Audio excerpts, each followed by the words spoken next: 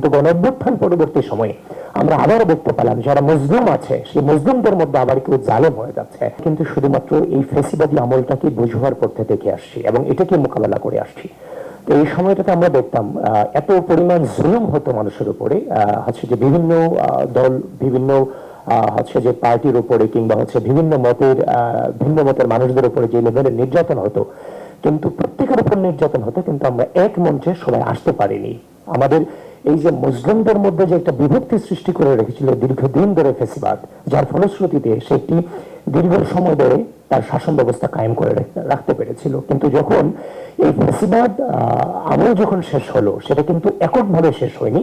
সামগ্রিক শক্তিগুলো যখন একই মঞ্চে আসতে পেরেছে, সবাই যখন একসাথে রাজপথে নেমে এসেছে, তখন কিন্তু ফেসিবাদ পালিয়ে যেতে বাধ্য হয়েছে। কিন্তু গণঅভ্যুত্থান পরবর্তী সময়ে আমরা আবারও দেখতে পেলাম যারা মজলুম আছে সেই মজলুমদের মধ্যে আবার কেউ জালেম হয়ে যাচ্ছে।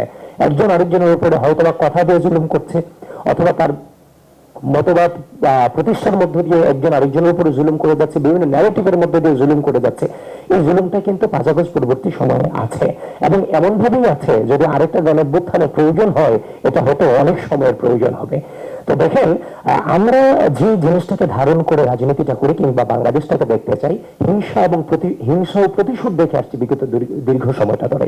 হিংসা ও প্রতিশোধের রাজনীতির বিপরীতে একটি সম্প্রীতিমূলক, বৈষম্যহীন এবং হচ্ছে যে অন্তর্বর্তীমূলক একটি রাষ্ট্র ব্যবস্থা আমরা দেখতে চাই, যেখানে প্রত্যেকের মর্যাদা, ধর্ম, বর্ণ, গোত্র নির্বিশেষে প্রত্যেকের মর্যাদাটা খুঁজে পাবে।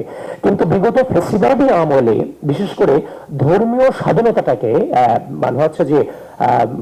ধর্মীয় স্বাধীনতাটাকে স্পেসিফিক করে দেওয়া হয়েছে। কিছু কিছু ক্ষেত্রে কাউকে ধর্মীয় স্বাধীনতা দেওয়া হয়েছে, আবার কাউকে ধর্মীয় স্বাধীনতা দেওয়া হয়নি, যার ফলশ্রুতিতে ধর্ম চর্চাটা অনেকটাই হচ্ছে আপনার সংকীর্ণ হয়ে গিয়েছিল।